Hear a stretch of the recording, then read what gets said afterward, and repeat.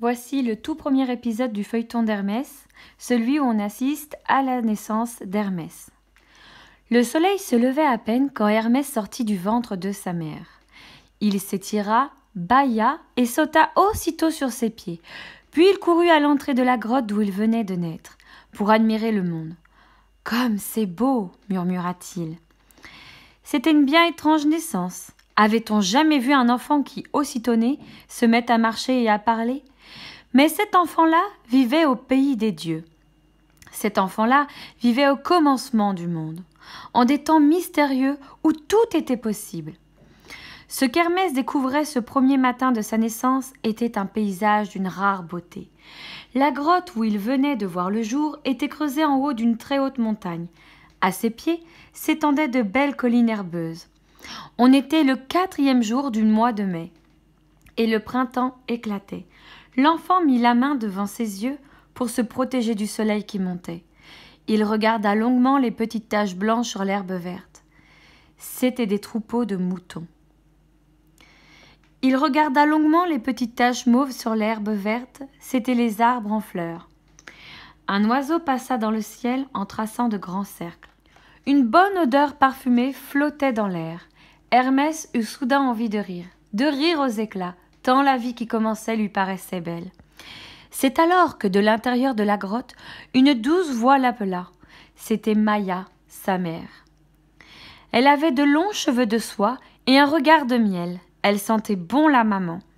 Hermès entra dans la grotte. « Où est mon père ?» demanda-t-il. Maïa eut un étrange sourire.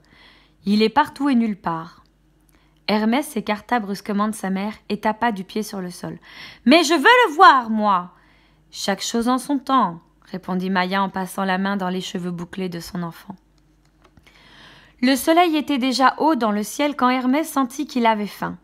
Sa mère s'était endormie et il l'avait suivie dans le sommeil, niché tout contre elle. Sans faire de bruit, il se dégagea des bras de Maïa et décida de partir à l'aventure. Il espérait bien trouver sur cette belle terre quelque chose qui lui fasse plaisir.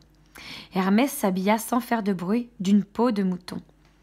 Il jeta un sac sur son épaule et quitta la grotte. Puis, il dévala sans se retourner les pentes de la très haute montagne. Il sifflotait gaiement, en marchant d'un bon pas. Soudain, son pied heurta ce qu'il prit pour un gros caillou vert. Le caillou roula quelques mètres devant lui. Hermès s'arrêta et le ramassa. Ce n'était pas un caillou, mais une carapace de tortue. « Ça peut toujours me servir, » se dit-il, et il la glissa dans son sac. Un peu plus loin, Hermès aperçut sur le bord de la route de gros arbustes aux feuilles luisantes. Une odeur forte qui picotait le nez s'en dégageait, c'était du laurier, l'arbre sacré du dieu Apollon. Hermès ne savait pas encore, mais comme il en aimait le parfum, il cassa une branche de laurier et la glissa dans son sac. « Ça peut toujours me servir, » se dit-il. Un peu plus loin encore, Hermès arriva près d'un étang. Une forêt de tiges souples se balançait autour de lui. Il crut entendre murmurer « Bonjour, bonjour, bonjour, jour bon ». Comme il était d'un naturel poli, il salua lui aussi les longs roseaux. Puis il en glissa quelques-uns dans son sac en se disant « Ça peut toujours me servir ». Et il continua son chemin. Il n'était pas encore bien grand et la forêt de roseaux le cachait presque entièrement. C'est ainsi, dissimulé, qu'il arriva devant un troupeau de vaches. Ces vaches étaient magnifiques. Elles possédaient de longues cornes recourbées. Leur peau luisait au soleil. La tête relevée, elles observaient le monde autour d'elles avec une élégance étonnante.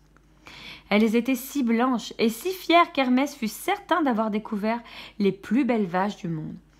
Il eut très envie de jouer avec elles. Il rêvait de grimper sur leur dos pour une promenade royale. Il rêvait de se glisser sous leur pied pour boire leur lait. Comme il devait être bon ce lait chaud et mousseux. Hermès, qui commença à avoir très faim, en eut l'eau à la bouche. Il jetait des regards de tous côtés sans apercevoir de berger. Personne ne semblait veiller sur ce troupeau. Alors, il décida de se servir. Mais il lui fallait faire preuve d'astuce. Hermès s'allongea un instant sur le talus d'herbe fraîche pour réfléchir. Les papillons voletaient autour de lui. Le soleil lui chatouillait le cou. Comment allait-il s'y prendre pour voler ses vaches sans se faire repérer? C'est la fin de ce tout premier épisode du feuilleton d'Hermès et je vous retrouve pour le deuxième.